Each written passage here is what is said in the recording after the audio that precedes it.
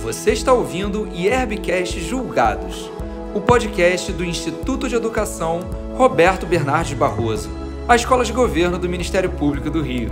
Nesta nova temporada, julgados emblemáticos comentados por especialistas no tema. Olá, sejam todos bem-vindos e bem-vindas ao podcast do IERB. Nessa nova temporada, o IERB está convidando professores, promotores e procuradores de justiça para falar sobre julgados emblemáticos nas respectivas matérias. Na data de hoje, nós estamos com um colega procurador do Estado, Dr. Rodrigo Zambão, que além de procurador do Estado, é o professor da matéria, um dos melhores administrativistas hoje do Estado e professor aqui das nossas pós-graduações. Hoje, a ideia nossa é falar sobre a ação direta de inconstitucionalidade que tramitou no Supremo em relação ao artigo 27 da Lei 8987 de 95. Essa ação foi proposta pelo Ministério Público Federal. Rodrigo, uma primeira indagação, já agradecendo a sua disponibilidade e participação, quais foram os fundamentos expostos pelo Ministério Público Federal na ação direta proposta por ele?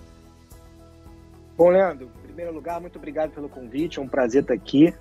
Para mim é uma honra poder contribuir com o IERB, seja nos cursos de pós-graduação, como também aqui nessa proposta bacana que é esse podcast. Bom, vamos lá.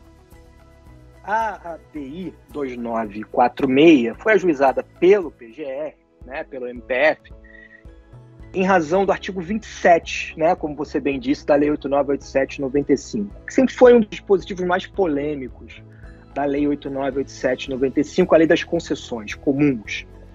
E por que essa polêmica? Porque o artigo 27, ele autoriza a transferência da concessão e a alteração do controle da concessionária de serviços públicos, se autorizados pelo poder concedente sem licitação. Então, envolve o que a doutrina chama de mutabilidade subjetiva do contrato de concessão, que passa muito por modificações societárias na estrutura do concessionário. Qual foi o fundamento central e objetivo do MPF nessa ADI? A Constituição, como tudo na vida, ela trata, de concessões de serviços públicos no artigo 175. Então, o artigo 175 trata lá da prestação direta ou indireta de serviços públicos mediante contratos de concessão e permissão. E ela fala sempre através de licitação. Então, a Constituição, quando trata da delegação de serviços públicos, da transferência da execução, mas não da titularidade de um serviço a um particular, exige a observância do princípio licitatório, que está lá também tratado em termos mais gerais no artigo 37, inciso 21. E o MPF, nessa ADI, além dessa visão mais literal do texto constitucional, ele destaca algumas premissas dos contratos administrativos. E uma das premissas que são trabalhadas nessa ADI seria o caráter intuito personae dos contratos administrativos. Uma importação do direito administrativo francês que é reproduzida em quase todos os manuais de direito administrativo. Então, se você for lá pegar os manuais de direito administrativo, dentre as características desses tipos de ajustes, a doutrina fala que o contrato administrativo é intuito personae.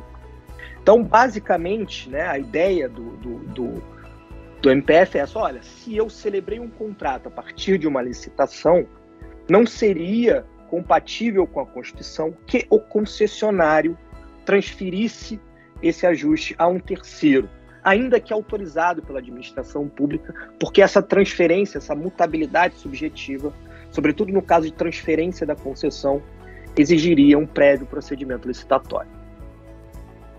Rodrigo, em relação a essa característica do contrato administrativo sendo intuito personae, você poderia comentar se modernamente isso vem sendo seguido pelos doutrinadores mais modernos? Quais são os posicionamentos hoje no direito administrativo brasileiro acerca sobre essa característica do que existia, que os manuais definiam como uma característica específica do contrato administrativo, ele ser intuito personae? Bom, esse é um tema muito bacana, porque é uma daquelas reproduções, são características do direito administrativo brasileiro de reproduções, tanto quanto acríticas da doutrina francesa. Então, as construções, né, do direito administrativo francês, que é o que mais nos inspira aqui no Brasil, levam essa característica muito a ferro e a fogo, ou seja, a ferro e fogo, ou seja, o contrato administrativo é intuito personae. Mas há uma característica histórica importante. No século passado, né, e até o início do século passado, os contratos administrativos franceses, eles eram celebrados sem procedimento licitatório, sem um processo seletivo. Então fazia sentido defender essa natureza intuito personae. Será que faz sentido importar isso acriticamente para a nossa realidade? A doutrina moderna do direito administrativo vem defendendo há muito que não, né? O contrato administrativo, ele pressupõe justamente um processo seletivo impessoal, que é a licitação. E na licitação, o que a administração pública seleciona não é um contratado, não é um licitante, mas sim a melhor proposta, a proposta mais vantajosa para fins de celebração de contratos administrativos. Então, sendo bem objetivo, né, a despeito do que os manuais, né, do que os nossos manuais ainda reproduzem, a doutrina mais moderna no direito administrativo abandonou essa premissa do caráter intuito personae dos contratos administrativos.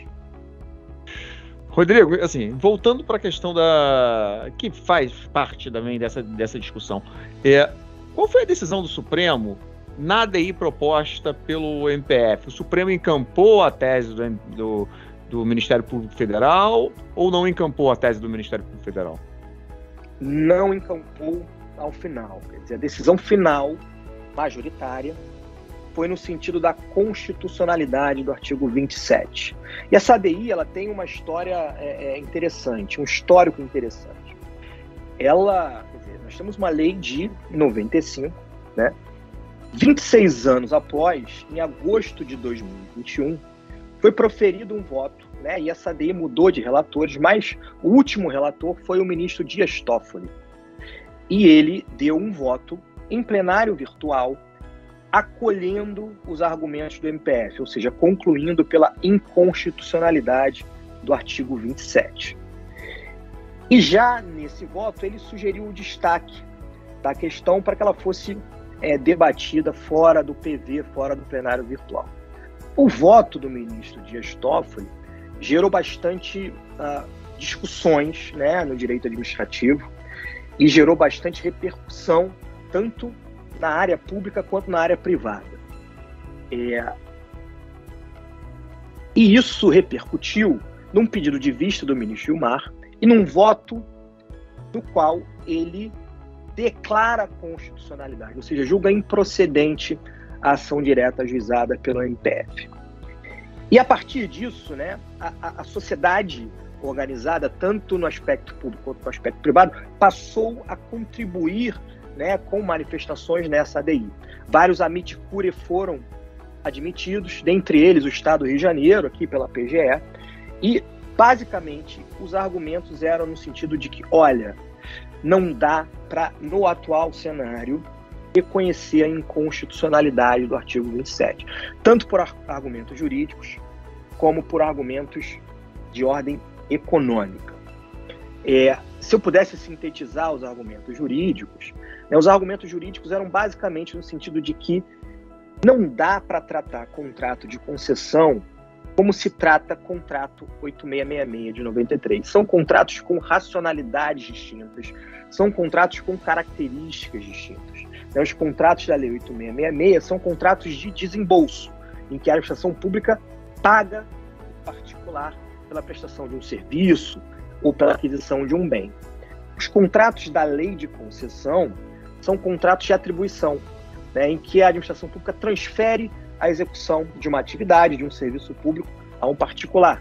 Particular esse, né, que traz investimentos em infraestrutura pública, que busca recursos no mercado para investir em infraestrutura e lucrar legitimamente a partir disso. Agora, esses contratos administrativos, isso ficou muito claro na visão vencedora, eles têm uma característica de que são contratos naturalmente incompletos, são contratos complexos, relacionais, de longo prazo, que têm uma mutabilidade inerente. Uma mutabilidade objetiva das suas circunstâncias, ou seja, aquilo que eu celebro no D0 não vai ser o que eu vou encontrar no D35, 35 anos depois, porque o interesse público é mutável, as necessidades, a realidade subjacente a esse tipo de contrato é mutável. E também a mutabilidade subjetiva, que é inerente à atividade empresarial. Então, não haveria como, nesse tipo de contrato, reconhecer a impossibilidade de cessão do contrato de concessão. O que aconteceu, Leandro, historicamente nesse julgado? O ministro Dias Toffoli, após essas contribuições, mudou o seu voto.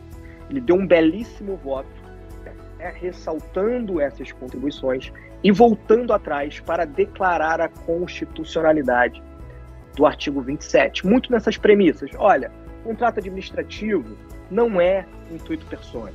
Precisamos abandonar isso, que seleciona uma proposta. Segundo, 8987 é diferente de 8666. Então, são contratos com racionalidades jurídicas e econômicas distintas. Terceiro, esses contratos são complexos, incompletos e naturalmente mutáveis. Em quarto lugar, é possível sim, sob determinadas condições, a cessão de contratos de concessão. Que condições? A autorização da administração pública, que tem que ser uma autorização expressa.